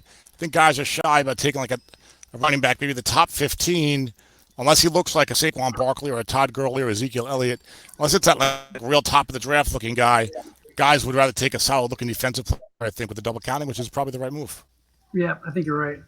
I'd just like to note for everyone the chat that by inviting Tom to talk on the call, all chances of completing this by the end of the draft have been lost. That's correct. Welcome, That's Tom. correct. And who is that talking there, Dennis? Like I realize you're at Trash That's Central. Rick Byers. He's hosting today. This is Rick's house. Oh, it's Rick. And That's my trading partner. There is so many cool board games here. You would love this setup. He's got There's so many what? the board games. There's got to be at least 400 board games. Well, maybe at least 100. That's not 1,000? I was gonna say 400. I said maybe that's a little too much. But look at there's board games everywhere. Avalon Hill ain't got nothing on Rick. that's not a Rock'em Sock'em Robot set I see over there, is it? I wouldn't surprise me, but you know. Oh yeah, there's all these little card games and stuff too. So yeah, he's got. Is Rick wearing his Vince Ferragamo jersey? No, he's not wearing Vince Ferragamo, but I'm sure he has fond memories of that championship with Indeed. that long gain on 7. I have to get him a starting line at Vince Ferragamo action figure. I don't think they have one of those. Okay, well, we'll scour eBay for that. Maybe eBay Canada, maybe something like that. You know, one of those. Yes. I do bring any hope of progress to a halt, Rick. That's my bet. I'll try to be. I could try to be more brief, but I know that I'll probably fail. So Hey, we're more than halfway done here. We can do this. Okay. Oakland Raiders. Real quick, let's look at their team. They did not have any picks in the first 3 rounds either. So they were another team either shoring up for a run this year, or paying for what they paid for a run last year. But they got Oren Burks in the 4th, Jaron Christian, offensive tackle I kind of like. I don't know much about Senate or I did. Corey Levin was one of the guys I was hoping to get later in the draft with my 8th round pick, but he got taken before me. And then kick returner and the DB. So nothing here really stands out to me. Anybody want to talk about? You know, with the naked, Dennis, I watch all these plays with the naked eye as well, with the video highlights, and whether that's good or bad or not. I like Matthew Adams a lot with the naked eye. He's a smaller, faster linebacker, which I've kind of fallen in love with, even though I maybe shouldn't. So I like getting him late 5th round. I wasn't sure how. I think he was supposed to be like their 3rd starter in Indianapolis. They're running out that 4-3, but one of those 4-3s that's really going 4-2-5 most of the time, like Minnesota does. Adams got 21 snaps, 3rd among the linebackers behind Darius Leonard and Anthony Walker. Oh, he's listed as a starter now. Yeah. Well, they got 3 linebackers, but they usually play the 4-2-5 like the Vikings do. He's in like the Ben Gedeon position, And I like Jaron Christian's a smart pickup because of the Trent Williams situation over there in Washington. Sanad is an interesting guy because I had liked him a lot early in the draft, early in the scouting process, and I think he's one of the high guys on that Football Outsiders top 25 list, Dennis, that you and I look at almost every year. But then when it got close to the cut down, they said he was like having to like fend off somebody for like his roster spot, and then he didn't play it in week 1. So I was like, what's up with that? Corey Levin was a guy who was a sleeper that at one point was maybe going to be Tennessee's starting center, they said, this year, and then they released him, and Devin picked him up. So I'll be curious to see if he does anything. So I thought that Tim, well, it says Tim Bollier, so I'm not surprised. I thought he got some interesting guys in here. And look, this league, 30 teams, you're getting into the 5th round, even the late 4th round, the pickings are slim, and the guys were drafting well. So, you're looking for some kind of positive out of some of these guys. It's not like he had, like I said, any picks in the first 3 rounds. Yep. On to Oklahoma. This is my worst color combination. I can barely read this black on red. Yeah, Grand Rapids are the worst. Yeah, I love Claude's I love Claude's efficiency and his productivity with these things. But Claude, the color scheme, I mean, he must have like X-ray vision or something. I can't read any of these names. Yeah, I'm blowing up. I'm zooming it up. Yeah, I'm squinting hard to see Lamar Jackson at number 18. Yeah, so Lamar Jackson was his 1st round pick, which obviously we saw what he did in week 1. That got him jumping up draft boards all over the strat world. So we'll see if he can keep that up when he plays a non-JV team. Alex Anzalone was the middle linebacker. Talking about him on the Samifa show, and you kind of like him, right? Well, it's interesting. I like the player a lot. I like athleticism a lot, but he has an injury history and a pretty substantial one. So he's a smaller, faster linebacker. And like I said, I tend to fall for those. And he was, I think, maybe a third round NFL pick, so he's not like a UFA. But he's on the field. He's a real hellraiser. So I like him as a player. You just hope he stays healthy. But I think 42 in this league, in a double counting league. And who is his coach? This is Sean. Sean Riley. Okay, so yeah, so he hopefully gets a good player, and hopefully Sean has a decent year and can use that rating to advantage. I know Sean. Right. I think Sean went 10-6 last year, and I don't remember if he made the playoffs or just barely missed it with a Right. tiebreaker. Yeah, I'll have to check that out. Cortland Sutton was his big wide receiver threat he picked, and he seems to, be one of those guys that looks good on, in a uniform. So he gets drafted really high, but he has the opportunity to back that up with some production this year. Yeah, well, he's like you said, he's like a 6'3", 214 prototype size, very raw, with the route running and stuff like that. But he had a very good opening week, and at the very least, he seems like we talked about this in the other draft show. Like he'll always be that good downfield threat at a minimum, and probably always at least a pretty good number 2 wide receiver. And based upon what happened in week 1, maybe more than that. Maybe he's going to step like those guys. They're like 6'3", 214, and they can run. If they can improve in their route running and all that technical stuff, they have a very high ceiling. So you never know when one of these guys becomes a top 10 wide receiver. Yeah.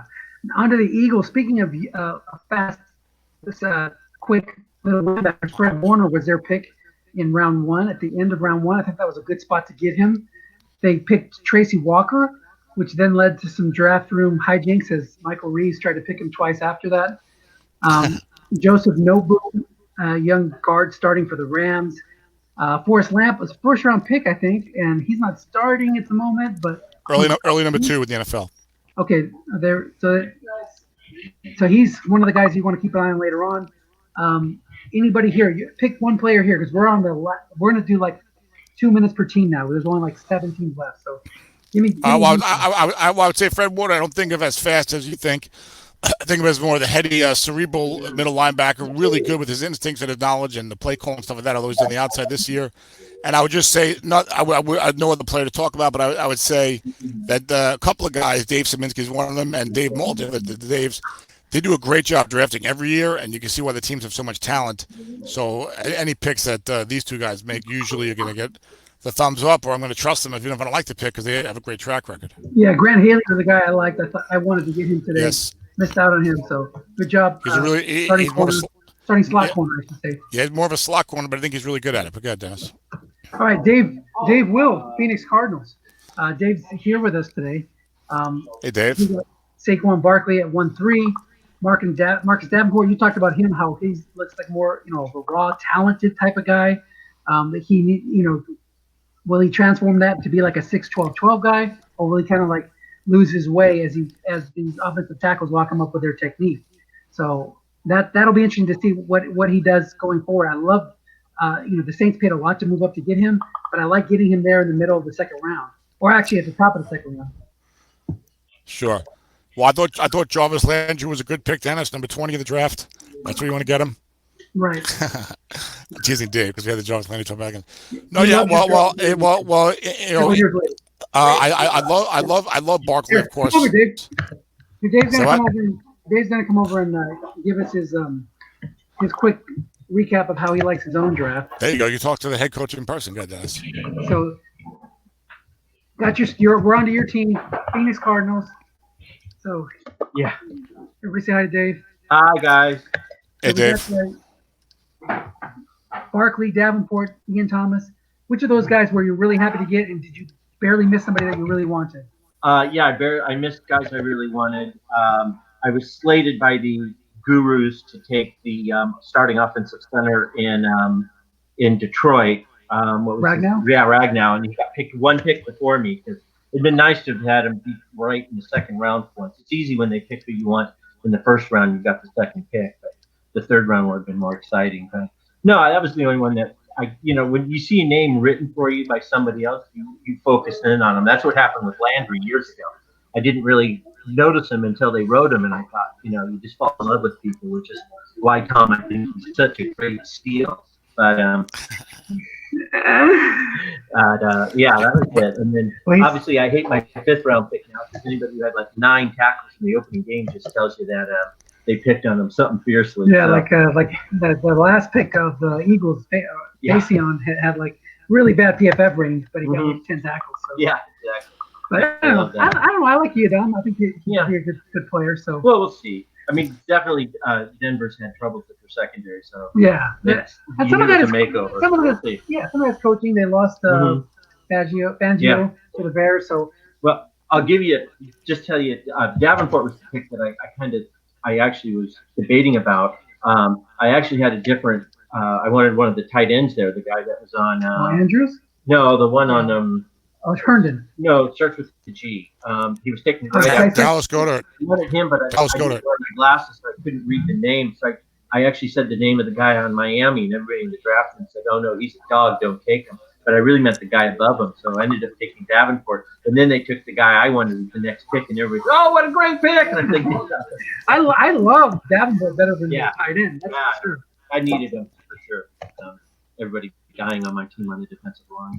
Awesome. Well, it's interesting that it's listening to Dave say that when he sees someone put a name next to a team, it influences the pick. I should do an AW mock draft next year, Dennis, and put all the players who I think are bad on everyone's team, and then they'll be more likely to take them. They're more likely to take them, and I'll have better players available for my selections. I think it's a good And idea. it's why I don't trade, because once I've drafted the name, it's hard to see him on somebody else's roster. Ooh, good point. Good Yeah. point. I'll trade Okay. picks. If you ever want to trade with me, the secret is offer me a player for a pick. I'll do that in a heartbeat. But trying to get one of my players Great. is hard because once it's on that roster, That's your guy. Yeah, That's your man. All right. yeah. All right. Well, thanks, Let- Dave. Let's go back to share Let, the let, let, let, let me find some unwanted players on my team so I can pick up some picks from Dave. Sounds good. All right, so on to the Southern California Sun. This is the speed round. Kerryon Johnson. I think he's a fantastic player. I think it's a good pick. Great value. Tedrick Thompson. I hate him as a Seahawks fan. I can't wait for them to trade for Minka Fitzpatrick so they can send Thompson to the bench. He actually does look okay on highlights. He's supposed to be this great practice player, but he gets burnt over and over again. It just drives me nuts. So, Practice. We're talking about practice? yeah, exactly. David Moore's hurt right now for the Seahawks, so he has a great card for this year. I kind of wanted to get him. If I would have had a 4th round pick, I would have definitely taken him there. Jake Butt, the tight end, Justin Murray. Then the rest of the day, two guys, who cares? They're all just filling roster spots and trying to take care of holes. I'm going to just speed through these. Sure. Seahawks, Philip Lindsay was my 1st round pick. I don't know if he has enough carries to carry me this year. His guest ride is a little shaky if you don't hit the short game. So we'll see if that's enough to get me to the playoffs. Will Disley, I love Will Disley. Tell me what you thought about him. I mean, I think at that spot, I really needed somebody to take over for Greg Olsen someday, and getting him on my favorite team. Maybe I'm overvaluing him. Tell me about Will Disley. No, I don't think you're overvaluing him. I think he's pretty good. He has a great reputation as a blocker, and then we saw that that he's got more moves and speed and athleticism in the open field than you would think. So maybe similar to when they had Zach Miller, who was a good blocker, but maybe a little bit more surprising as a receiver than people at times were thinking. And it's the 6th round. Will Disley was on my radar. Of course, now he had a bad injury last year, and he got banged up already in week 1, even though he's playing this week. So I think in the 6th round, that's a fine spot to get him. And, what I like is, tight ends don't have to do much to get the type of track record. You could use him as at least a 2nd tight end, and he has a good blocking reputation, and the Seahawks like to run the ball. So if he can block and he can catch at least somewhat, which I think he can, he could end up being a really nice pickup, I think. He was on my list of guys to consider. Yeah, and he has the kind of card where he can't go deep, but if you hit him with a dump off long game, he has like a maximum length of 55 yards or something like that. So No dump off that. oh, that's right. Well, Doesn't matter. It's if you good. throw a flat pass white die 6 and he hits a long game, That's right. he can go There all you the go. way. So, But look, 6th round like this year. I don't think this year's 6th round was as rich as some of the previous 6th rounds. So I thought in previous years. So I thought it was a good guy to get. Absolutely. okay, the Shreveport Steamer. Josh Allen, we talked about already. Braden Smith, I think getting him in again. You can get good offensive linemen in Autumn Wind later than you would in Tomipa or another draft. So getting Braden Smith in the middle of the 2nd round, that's a nice snag there. It's even late 2nd round. Late 2nd round. I like Sidney Jones a lot. Josh Adams, that card is that card went in the third round in S28 and in the fourth round in Somifa. So that's an impact card. To get him in the sixth round, that's the story. Absolutely. Lyle McGough tackle wrong on that card is very nice, and everyone's got at least a decent quarterback. So you want that guess wrong, I think, more in Autumn Wind. Well, yeah, in any league, really, as you know, of course, Dennis. So, yeah, I'm that card's going to definitely, whoever got that card in the sixth round was going to have a big bump for the year, much more than you normally get out of a sixth-round pick. But the running backs slip in this league, like you said, Dennis. Yeah. I got Rick here. Was there anybody that you were really, I mean, obviously, we were just talking about how impactful Josh Adams was in the sixth round. I mean, that kind of card, that's pretty nice. Was there anybody? Thank you, Tom. Appreciate it. You're welcome, Rick. Yeah, nice trade, guys. Was there anybody that you missed out on fairly that you wanted? Well, I had Mark Andrews, so where I ended up getting Brady Smith, I had Mark Andrews. Joe? If you come next week, So Sounds good. yeah, I was hoping Andrews, but I'm happy with Brady Smith. I needed the tackle, so Right. that was okay. I mean, but to get that kind of player, I mean, at that point, Luck was still in the mix, right? He wasn't. Yeah. So you get a guy like that with a quarterback that doesn't get. No. Luck had already retired. Oh, had he? Okay, but still. Remember, I was shopping Andrew during the draft. Remember? Well, that's right. But you still get a player who's a high NFL draft pick at that spot. He can be like that 5'5" at the minimum type of tackle for many years. Yeah, he was a high second round pick in the NFL, and just totally solid and competent from day one. Nothing but positive remarks about him. They weren't sure when they drafted him they're going to play a guard or tackle. They put him at right tackle, absolutely no problem. Rick, do you think that if Luck had still been playing, that Braden Smith might have gone a little higher? Or do you think he slipped at all because of no Andrew in last year? Last year they allowed like no sacks. So you don't think that really mattered? I think it does. I mean, people kind of stop investing in the Colts as an offense. I think even subconsciously. So Right. I think that's why he dropped. I had him. I can't off the top of my head. I think I had him above the Ravens right tackle. Yeah, the Orlando Brown. Right. Yeah. So I was very happy that he was there. I needed him, and I definitely needed a tackle. Was there anybody that you missed out on that you thought, just I know you typed in Jordan Thomas before the pick got there, but you got him. Was there anybody you missed out on? Oh, in this? Either today or the first day. Oh, I'm trying to think. I mean, I've gone back and forth on Sidney Jones. I mean, I was happy at that point that there were, and then Tremont Smith, it was a reach, but I didn't have a fifth round pick. I thought, well, I want to lock in the kick return. I like him. He's just one of those super fast guys that if he ever gets on the field, maybe has a shot. Anyway, so I think I had a couple of reaches. I don't think you can say that. It's 30-team league. You're gonna hit on some and miss on some. Right. There's not really. Well, yeah. I mean, Sidney Jones has a ton of ability. He was supposed to be a top 15 pick in the NFL draft, and then as the Trevor knows, he blew out his ACL or whatever, pro day or sometime before the NFL draft and injuries last year.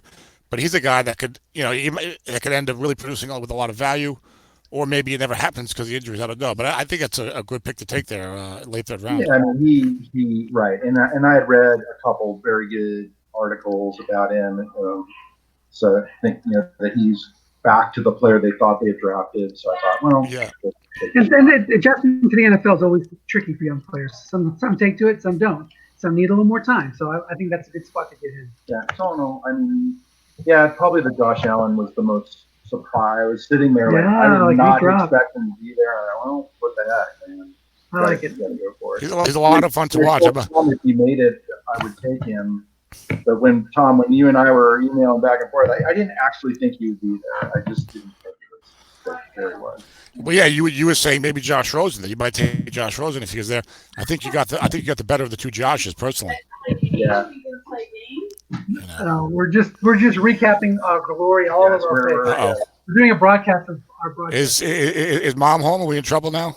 No, we're not in trouble. We're never in trouble. Did somebody leave their dishes in the sink? No, when you're married to somebody who allows you to have 1,000 games in your living room, you're okay. You hit the jackpot there, so I like that. Yeah. Now is she wearing the Vince Ferragamo jersey? No, she is not. Oh, okay. We'll work on getting one of those. I'll get her a Vince Ferragamo jersey just for you, Tom. There we go. 1, 2, 3. We have 3 teams left. Let's do this. Denzel Ward, for the St. Louis Cardinals. That was their number one pick. Rock solid pick there. Jordan Whitehead, a solid DB guy there for who's he on the Tampa, Bengals? Tampa, I think. Tampa, that's right. The other Whitehead's on the Bengals. Cleveland, I think the other guy. Jeff Wilson was the last halfback that you could run without worrying about the low halfback carry rule. I like Keith Kirkwood in the 7th. Anybody here? Pick one player here, and then we'll go on to the next team. Do I have to?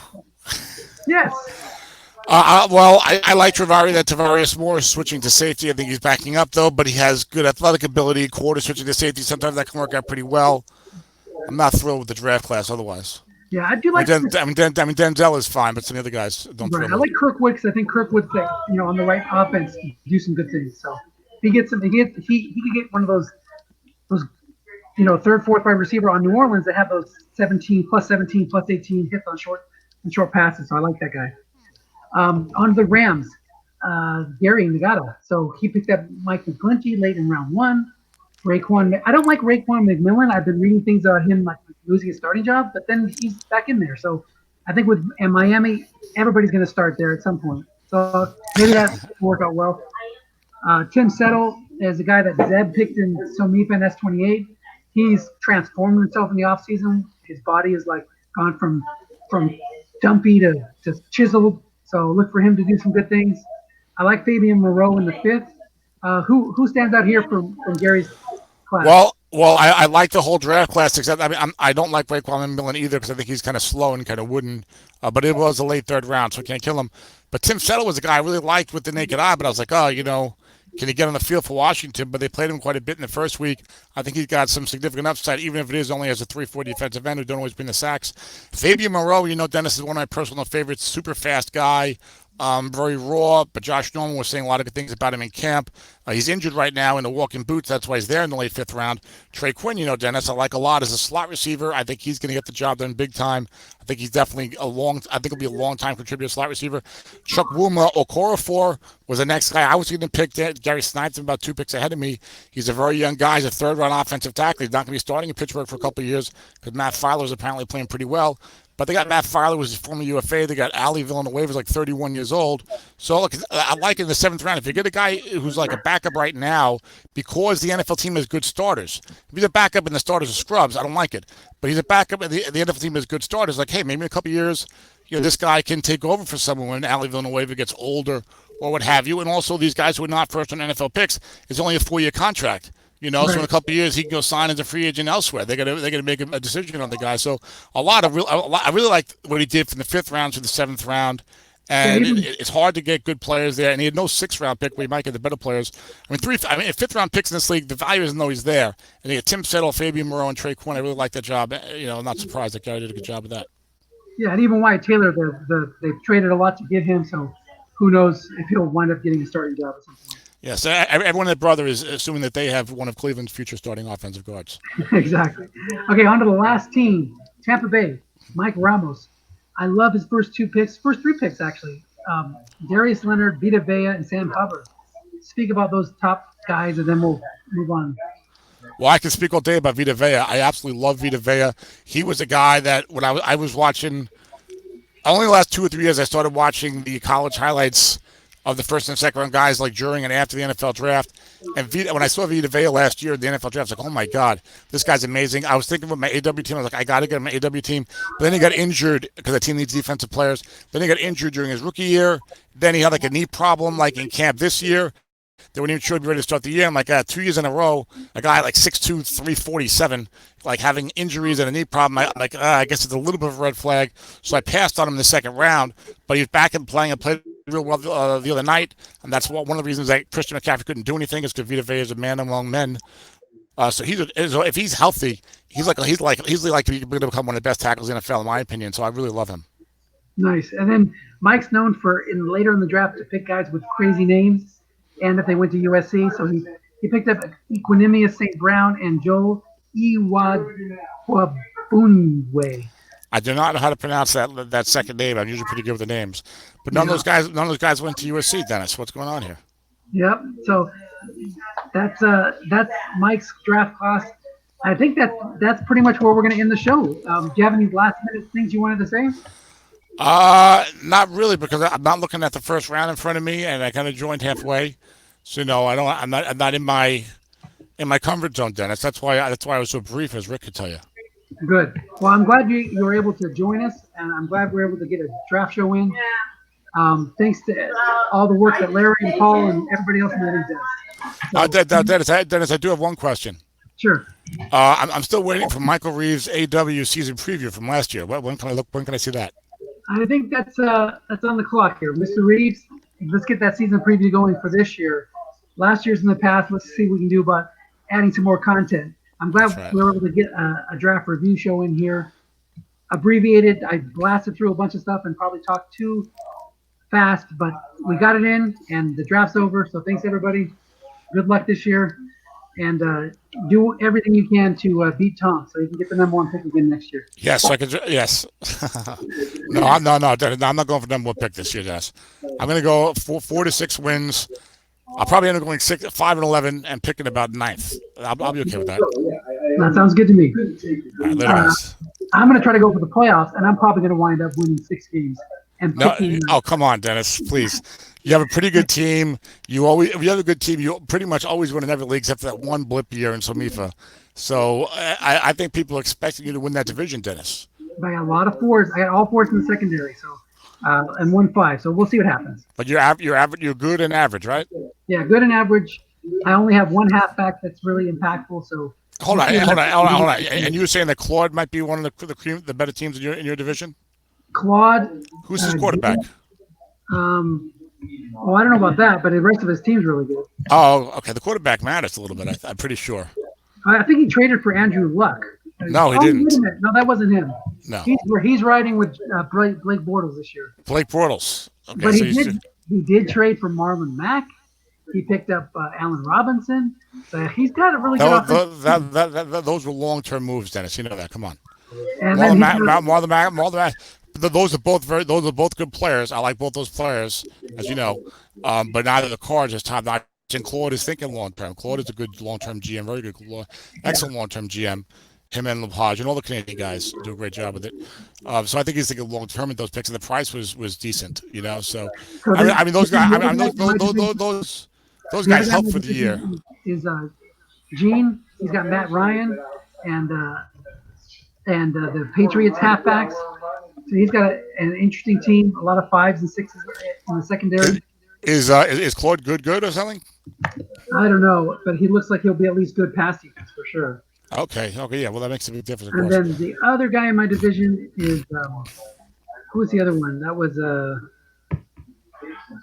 Luke, Chicago. He's got a talented team. He's got a talented team, but he's got Mariota this year for his quarterback with Ezekiel Elliott, who may not have his best premium card. And then the last guy in my league is the Jim in the Southern California Sun, and he's got a strong team. Okay. His defense is crazy. He always has a good defense. Yeah. Let me see. Where's my Southern California Sun? Here it is. So he's got Foles with Kerryon Johnson. But his strength of his team is in that defensive line, where he's got Aaron Donald, Trey Flowers, Grady Jarrett. Yeah. And then he's got Lorenzo Alexander on the outside. A lot of 5 safeties. So we'll see what happens. His cornerbacks are a little shaky. Well, yeah. But if his defense isn't bad or at least decent, a Nick Foles, Kerryon Johnson combo, it's not bad. Absolutely.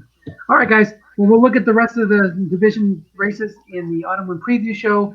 I'll do another quick and dirty one before the season starts. But thanks for watching today, and I'm going to end the broadcast. Thanks for joining me, Tom. Thank you, Dennis. Take care, guys. All right. See ya. Good luck this year.